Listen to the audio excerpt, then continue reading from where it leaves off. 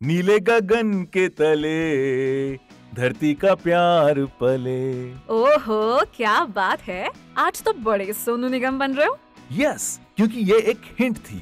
मतलब ये कि मैंने जो ये गाने की लाइन गाई है उसमें हमारा आज का टॉपिक भी है, but you have to guess. नीले गगन के तले, यू मीन ब्लू? यस, मगर तुम्हें पता है कि ये नीला रंग बनता कैसे है? नहीं यार। ब्लू कलर नील से बनता है। नील से? हाँ, पूरे वर्ल्ड में बहुत से पेड़ पौधे हैं जिनसे नीला रंग निकलता है, पर इनमें ट्रॉपिक्स में पाए जाने वाला इंडिगोफेरा टिंक्टोरिया का नील सर्वोच्च है। इन पेड़ों से नील निकालने के लिए आदिकाल से ही प्रयोग होते चले आ रहे हैं। एंड यू नो व्हाट, उन सब में से सिंधु घाटी में प्रयोग हुए नील से बढ़िया और अच्छा नील किसी का नहीं था। तुम्हारे कहने का मतलब है कि हम इंडियंस ने दुनिया को रंगीन किया। You can say that. 4000 साल से भी पहले जब सिंधु घाटी में कॉटन से कपड़ा बनाने की तकनीक का आविष्कार हो रहा था, तभी उसे रंगने की कोशिश भी चल रही थी। आर्कियोलॉजिस्ट्स को 1750 बीसी के मोहेंजोदाड़ो सभ्यता के ऐसे ही रंगे हुए कपड़ों के अवशेष मिले हैं। पॉसिबली नील कपड़े कलर करने का पहला डाई था। क्या बात है, हमारी हिस्ट्री तो बड़ी कलरफुल है। अरे हिस्ट्री तो अभी लिखी जानी बाकी थी, क्योंकि अब ये सारा प्रोसेस एक बहुत बड़े बिजनेस में बदल रहा था। इन कपड़ों का निर्यात दोनों थल और जल मार्गों से दूर दूर तक होता था, जैसे मेडिटेरेनियन, चीन और रूस तक। इसी के चलते कोरोमंडल कोस्ट पर व्यापक तौर पर कपड़ा बनाने और उसको रंगने के उद्योग की शुरुआत हुई। एक छोटा सा क्वेश्चन, इस सब में नील का तो कोई जिक्र ही नहीं है। अरे मेरी ब्लैक एंड व्हाइट फिल्मों की हीरोइन, ये कपड़े रंगीन थे और रंगने में और रंगों के साथ साथ नील का यूज भी तो होता था ना। उस समय तक मेडिटेरेनियन वर्ल्ड में नील का उपयोग डाई करने के लिए नहीं होता था, क्योंकि तब तक रंगने के लिए आवश्यक तकनीक भारत से वहाँ नहीं पहुँची थी। मतलब हमारी मोनोपोली थी, अगर हम चाहते तो उनकी दुनिया सफेद रह जाती। नहीं, ऐसा नहीं था। वहाँ भी एक पेड़ होता था वोड, जिससे मिलने वाले पदार्थ से वो कपड़े नीले रंग में रंगते थे, पर हमारा नील उससे 30 गुना ज्यादा प्रभावशाली था।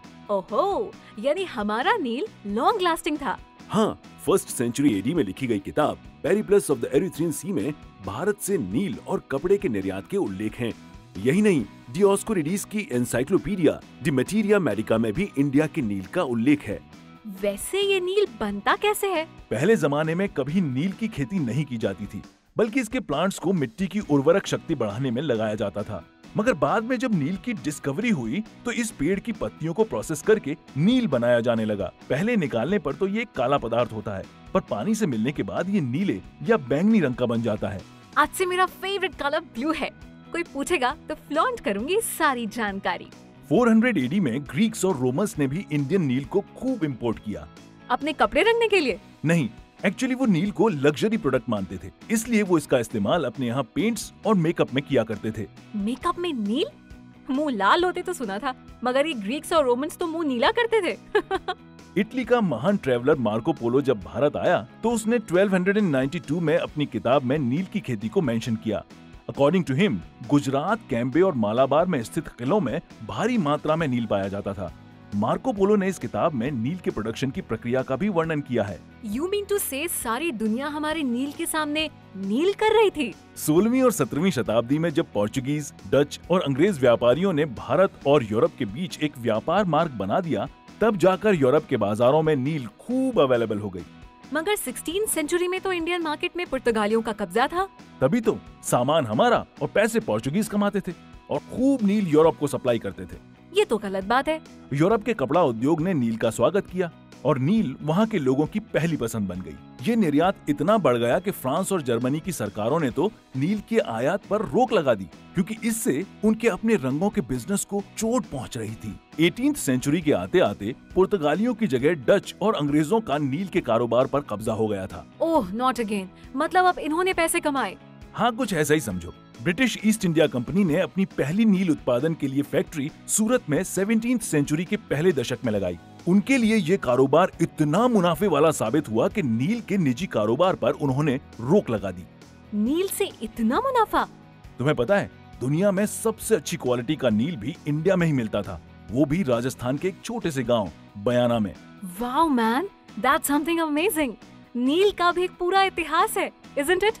यस, नील का भी इतिहास है और भारत के स्वतंत्रता संग्राम के इतिहास में एक अहम भूमिका निभाई है। स्वतंत्रता में? How come? अंग्रेजों के अत्याचार किसानों पर बहुत बढ़ गए। कभी कभी तो उन्हें बिना कीमत के अपना सारा नील अंग्रेजों को देना पड़ता। इससे परेशान होकर किसानों ने 1859 में अंग्रेजों के खिलाफ आंदोलन कर दिया, जिसे इंडिगो रिवॉल्यूशन कहा गया। मगर ये आंदोलन एक नॉन वायलेंट मूवमेंट था। तो आंदोलन करने से किसानों को पैसे मिले? हाँ, ये आंदोलन 1860 तक चला और इंडिगो कमीशन बनने के साथ खत्म हुआ। कमीशन बनने के बाद किसानों को एक मिनिमम वेजेस देना अनिवार्य हो गया था। इससे इंडिगो व्यापार पे क्या फर्क पड़ा? कांट से एग्जैक्टली, लेकिन इंडिगो का व्यापार अपनी चरम सीमा पर पहुंच गया। इसके बाद 19th सेंचुरी के अंत के साल में लगभग 9,366 टन इंडिगो इंडिया से यूरोप एक्सपोर्ट किया जाने लगा। Wow, that's huge. लेकिन ये खुशी कुछ ही सालों की साबित हुई। इंडियन प्राकृतिक इंडिगो की तोड़ निकालने में 1870 में German scientist Adolf von Baeyer सफल हो चुके थे और 1897 में जर्मन कंपनी BASF ने सिंथेटिक यानी कि आर्टिफिशियल इंडिगो का प्रोडक्शन शुरू कर दिया। इससे तो इंडियन इंडिगो व्यापार का बहुत नुकसान हुआ होगा। बिजनेस ठप पड़ गए। 1910 आते आते सिर्फ 846 टन ही एक्सपोर्ट हो रहा था। ये तो बहुत बुरा हुआ था। हाँ, आज भी दुनिया में ज्यादातर सिंथेटिक इंडिगो ही इस्तेमाल होता है, जिसका मैक्सिमम इस्तेमाल ब्लू डेनिम को उसका मशहूर ब्लू कलर देने में होता है। कितना अजीब है ना। एक चीज जिससे बने हुए प्रोडक्ट्स को मैंने बचपन से टीवी एड्स में देखा, वो हमारे रंगीन अतीत का एक अद्भुत रंग है। आदिकाल से लेके आज तक हमारी जिंदगी को रंगीन बनाने में नील हमेशा आगे रहा है। एक मशहूर लैटिन प्रीस्ट सेंट जेरोम ने 4th सेंचुरी AD में कहा था, wisdom is as enduring as the dies of India, यानी ज्ञान कभी हल्का नहीं पड़ता, वैसे ही इंडिया के डाइज।